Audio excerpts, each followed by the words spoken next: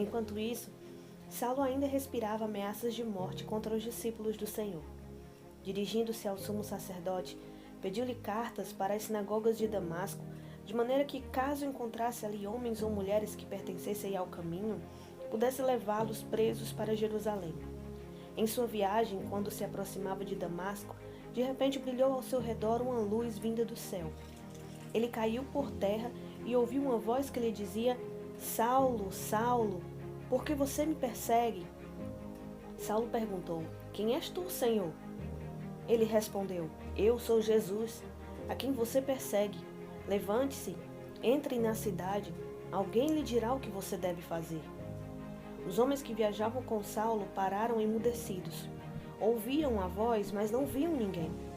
Saulo levantou-se do chão e, abrindo os olhos, não conseguia ver nada. E os homens o levaram pela mão até Damasco.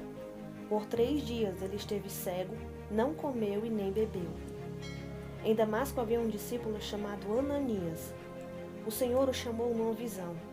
Ananias, eis-me aqui, Senhor, respondeu ele. O Senhor lhe disse: Vá à casa de Judas, na rua chamada Direita, e pergunte por um homem de Tarso chamado Saulo. Ele está orando. Numa visão vi um homem chamado Ananias chegar e impor-lhe as mãos para que voltasse a ver. Respondeu Ananias: Senhor, eu tenho ouvido muita coisa a respeito desse homem e de todo o mal que ele tem feito aos teus santos em Jerusalém. Ele chegou aqui com autorização dos chefes dos sacerdotes para prender todos os que invocam o teu nome. Mas o Senhor disse a Ananias: Vá, este homem é meu instrumento escolhido para levar o meu nome perante os gentios e seus reis e perante o povo de Israel.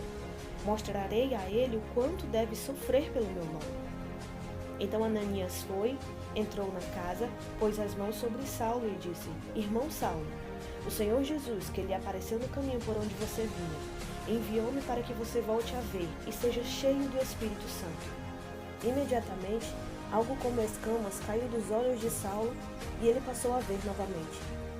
Levantando-se, foi batizado e, depois de comer, recuperou as forças. Saulo passou vários dias com os discípulos em Damasco. Logo começou a pregar nas sinagogas que Jesus é o Filho de Deus. Todos os que o ouviam ficavam perplexos e perguntavam: Não é ele o homem que procurava destruir em Jerusalém aqueles que invocam este nome? E não veio para cá justamente para levá-los presos aos chefes dos sacerdotes? Todavia Saulo se fortalecia cada vez mais e confundia os judeus que viviam em Damasco, demonstrando que Jesus é o Cristo. Decorridos muitos dias, os judeus decidiram de comum acordo matá-lo, mas Saulo ficou sabendo do plano deles. Dia e noite eles vigiavam as portas da cidade a fim de matá-lo, mas os seus discípulos o levaram de noite e o fizeram descer num cesto através de uma abertura na muralha. Quando chegou a Jerusalém, tentou reunir-se aos discípulos, mas todos estavam com medo dele, não acreditando que fosse realmente um discípulo. Então Barnabé o levou aos apóstolos e lhes contou como no caminho Saulo vira o Senhor que lhe falara, e como em Damasco ele havia pregado corajosamente em nome de Jesus. Assim Saulo ficou com eles e andava com liberdade em Jerusalém, pregando corajosamente em nome do Senhor. Falava e discutia com os judeus de fala grega, mas estes tentavam matá-lo. Sabendo disso, os irmãos o levaram para Cesareia e enviaram para Tarso. A igreja passava por um período de paz em toda a Judéia, Galileia e Samaria. Ela se edificava e, encorajada pelo Espírito Santo, crescia em número, vivendo no temor do Senhor. Viajando por toda parte, Pedro foi visitar os santos que viviam em Lida.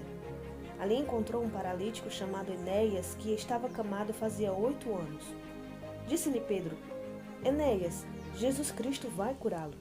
Levante-se e arrume a sua cama. Então ele se levantou imediatamente. Todos os que viviam em Lida e Sarona o viram e se converteram ao Senhor. Em Jope havia uma discípula chamada Tabita, que em grego é Dorcas, que se dedicava a praticar boas obras e dar esmolas. Naqueles dias ela ficou doente e morreu, e o seu corpo foi lavado e colocado num quarto do andar superior. Lida ficava perto de Jope. E quando os discípulos ouviram falar que Pedro estava em Lida, mandaram-lhe 2 homens dizer-lhe: Não se demore em vir até nós.